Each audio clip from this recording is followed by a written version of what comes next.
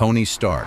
Brought to life by Robert Downey Jr. with that signature spark in his eyes, is a character who literally carried the Marvel Cinematic Universe on his back. But here's the kicker. As much as we know him as a shining armored hero today, Tony started out as a total villain origin story waiting to happen. Playboy, billionaire, philanthropist, and irresponsible. The cinematic Tony Stark is one of those rare cases where the movie version is actually better than the comics. While we know him now as the face, hell, practically the founding father of the MCU, before Iron Man became a game-changer for superhero films in 2008, he wasn't taken nearly as seriously as Batman, Superman, or Spider-Man. When Iron Man exploded onto the scene in 2008, everything changed. This so-called B-list character carved out his place and kicked the doors to the MCU wide open. Honestly, I was one of those kids who used to imagine myself inside that red and gold helmet. Tony's multi-layered character has always been inspiring to me. The strongest of these layers, his character development. With great power comes great responsibility, but first, you need a conscience. Tony's easily the character who changes the most throughout the MCU films. He's someone who takes note of his mistakes and actually does something about them. Of course, it wasn't always this way. Looking at the first Iron Man film, Tony starts out as the classic money talks type who doesn't give a damn about anyone. The textbook definition of a rich playboy. He spends most of his life dealing weapons through his own company. The destruction his weapons cause, couldn't care less.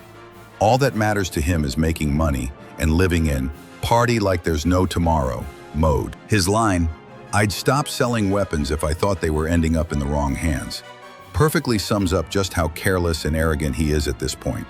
While his ego persists throughout his journey, at this stage it's downright toxic. Until he faces his own karma, he can't see the massive destruction his life has caused. The cave, Tony Stark's ground zero. The moment he's kidnapped and realizes his weapons are actually falling into the wrong hands, tears down that wall of apathy he's built around himself. The cave scenes are the best in this film because we're finally meeting the real Tony for the first time. In fact, Tony's meeting his real self for the first time too. His bond with Yinsen opens his eyes. You know the saying, every cloud has a silver lining? For Tony, this horrific experience becomes a wake-up call.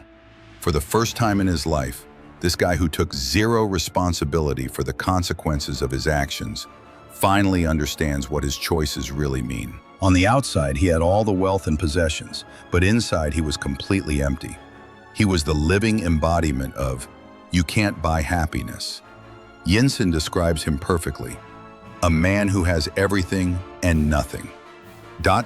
This is where Tony starts questioning his life choices. He realizes just how empty and meaningless his existence has been. Like he's been killing time rather than actually living. That's why Yinsen's dying words, "Don't waste your life," hit him so hard. Phoenix, rising from the ashes. His emergence from the cave symbolizes Tony's rebirth. The old Tony dies. A new Tony is born. We can see this in how he immediately takes responsibility for his actions.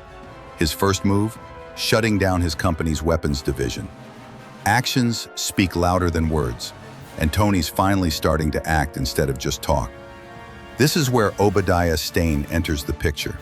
His father's old friend who's been using him without Tony even realizing it. He's the one who orchestrated the kidnapping in the first place. Stane is the physical embodiment of Tony's old life, his old dog persona. Better late than never, the anatomy of change. For the rest of the film, Tony's trying to redefine himself. This effort goes way beyond just an internal search. Iron Man represents a new chapter for Tony, a second chance. By becoming him, he starts cleaning up his past, trying to rebuild the destruction he caused, brick by brick. But here's the problem. For every past mistake he confronts, another one pops up. When it rains, it pours. Tony realizes he's wasted most of his life without purpose, and he finally figures out what he wants to do: help the world and its people. We see the magnitude of his transformation in his conversation with Pepper. The Tony who was completely selfish at the start of the film now has this intense sense of self-sacrifice. He's ready to face his past. Ironmonger, settling scores with the past. His battle with Stane is more than just two robots beating the crap out of each other. It's metaphorical. Fighting a reflection of his past mistakes and being willing to die to defeat them says a lot. It symbolizes his effort to correct his errors and take responsibility. That "I am Iron Man" line at the end of the film hits so hard because of this. In the first half, we're watching someone who doesn't know himself, who's irresponsible, selfish, and a genuinely bad person. By the end, he not only knows himself, but accepts himself with all his responsibilities and flaws. They say, a leopard can't change its spots, but Tony proves that's bull. Existentialism in Tony Stark. Existence before essence. He embraces change and becomes Iron Man. Instead of running from his existential crisis, he confronts it and uses it to give his life meaning. This approach fundamentally represents existentialism. According to existentialism, a person's essence comes after their existence. After you exist, what you do and how you shape yourself is entirely up to you.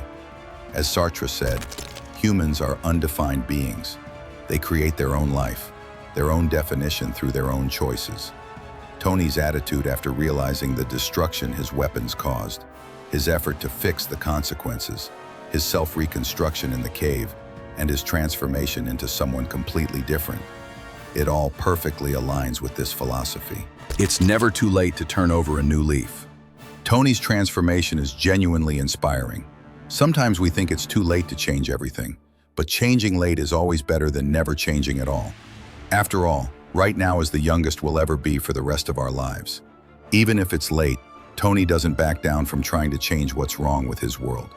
This transforms him from starting as a bad person to becoming everyone's hero, Iron Man. If he'd given up thinking it was too late, if he hadn't tried to find his identity and true self, Tony would have never become Iron Man.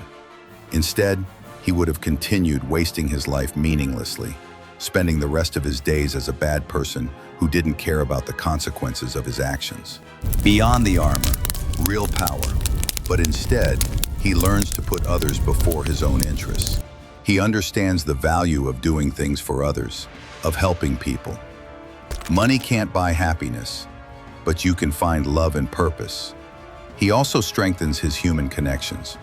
After the cave, he holds tight to Pepper and Rhodey, the people in his life who truly value him. Because when push comes to shove, it's not his money that saves him. It's the people in his life that he cares about. Conclusion: the real superpower. The Iron Man film perfectly shows just how critical Tony Stark's character development is. Yinsen's words, "Don't waste your life," become the foundation of his story, triggering his transformation. What makes Tony Stark a superhero isn't the armor he wears or the money he has. What makes him a superhero is the sacrifices he makes, his courage to take responsibility, and his effort to make amends for his past mistakes. Tony shows us this. We can always grow, we can always change. Changing late is so much better than never changing at all. Don't forget to subscribe to my channel and like the video for more movie analysis. Here we talk only about Hollywood.